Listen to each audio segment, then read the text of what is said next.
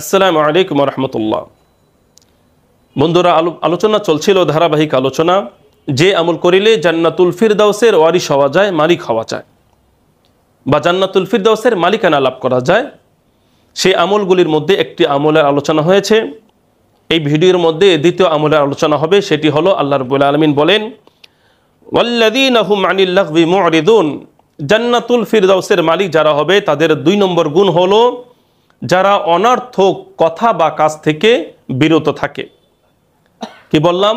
যারা অনর্থক কথা বা কাজ থেকে বিরত থাকে। এর লাগুন কাকে বলে?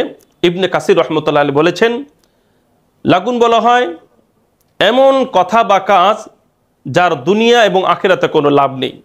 আমি আপনাদেরকে উদাহরণস্বরূপ দেখাই। এই যে আমি হাত এরকম করলাম, এটা করলাম, এতে আমার দুনিয়ায় কোনো লাভ হইল না, পরকালে আমাদের কোনো লাভ নেই। এমন কাজ করা, এমন কথাবার্তা বলা যেটার ফায়দা দুনিয়াতে বিন্দু পরিমাণ নেই, আখিরাতেও নেই। বোঝেন, একটু চিন্তা করেন।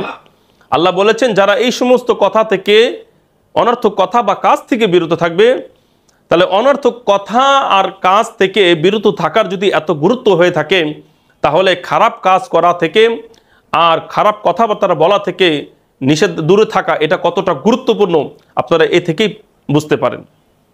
তা বন্ধুরা আমার, 2 নম্বর আমলের কথা কি বললাম? অনর্থক কথা বা কাজ থেকে বিরত থাকা। লাগুন কাকে বলে? ইমাম কুরতুবী তিনি বলেন কুল্লু মা ইয়াশগালু আনিল্লাহি মিনাল কালামি ওয়াল আফআল।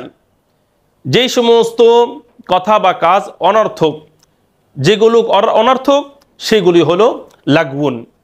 ইবনে কাসির রহমতুল্লাহ আলাইহি বলেন যে তারকু কুল্লি মা ইয়ানফাহুম ফিদ দুনিয়া ওয়া ফিল আখিরাহ। যেগুলো দুনিয়াতে আখিরাতে উপকার নেই সেগুলো ছেড়ে দেওয়া। ইমাম সৌদি রহমতুল্লাহ আলাইহি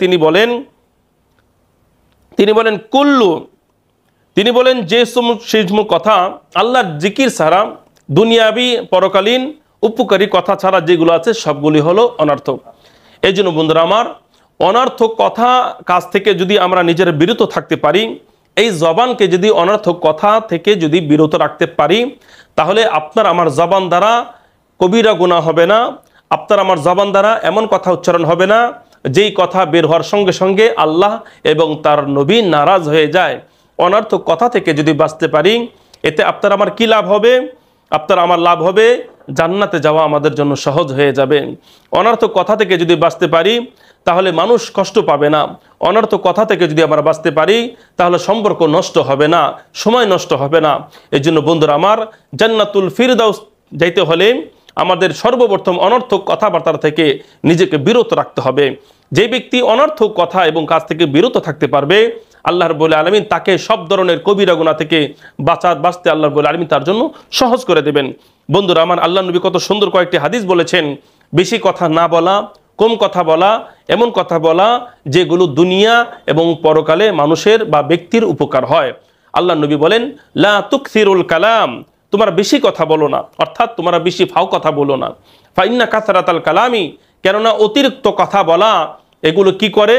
কসওয়াতুল লিল কলবি, অন্তরকে শক্ত করে দেয়, অন্তরকে মজবুত করে দেয়, মানে অন্তরকে পাষাণ করে দেয়। এখানে মজবুত বলতে পাষাণ।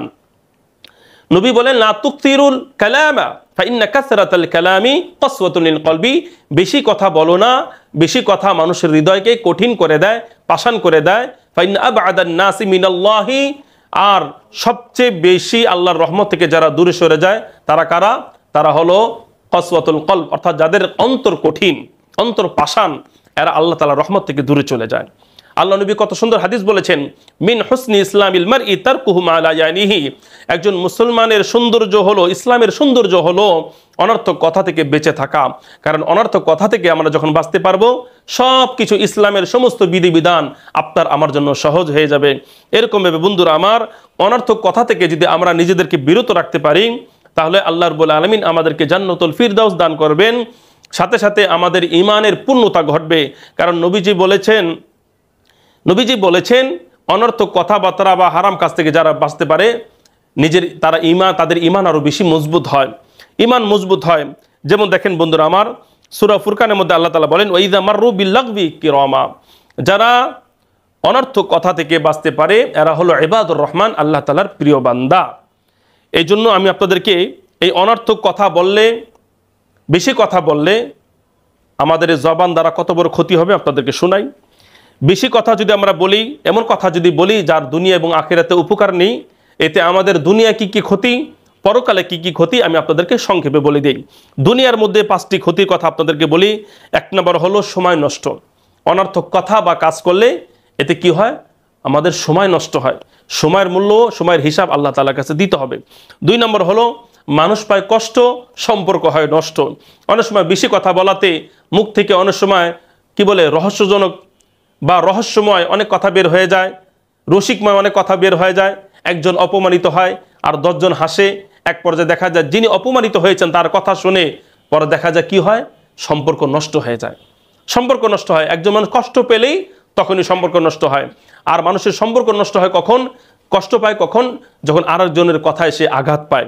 নাম্বার 3, হৃদয় কঠিন হয়, এটা তো আপনারা শুনলেন। নাম্বার 4, বন্ধুরা আমার, সম্মানহানি হয়। অনেক সময় বেশি কথা বলতে গিয়ে অনেক সময় ফালতু কথা বের হয়, মানুষ তাকে কি বলে, পাগল বলে, ছাগল বলে, বোকা বলে। এই ধরনের কথা বললে সম্মানহানি হয়, তার মর্যাদা কমে যায়। এই জন্য কথা শুধু বকবক করতে পারলেই নিজেকে চালাক মনে করবো না, কথা বলার আগে ভেবে ভেবে কথা বলা, এটি হলো জ্ঞানী মানুষের পরিচয়। পরকালে কি কি ক্ষতি? নাম্বার 1, অনেক কথা এমন আছে যেগুলো বের হওয়ার কারণে মানুষের ঈমান চলে যায়। এই জন্য কথা বুঝে শুনে বলা, এই জন্য জাহান্নাম থেকে বাঁচতে হবে কথার মাধ্যমে।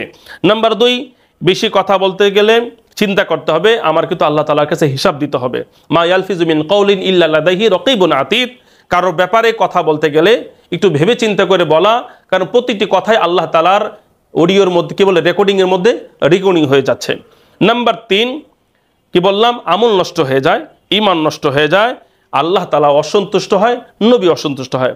আল্লাহ আমাদের সকলকে এই অনর্থক কথা বা কাজ থেকে আল্লাহ তাআলা বাঁচার তৌফিক দান করুক, আমিন। ওয়া মা তাওফিক ইল্লা বিল্লাহ।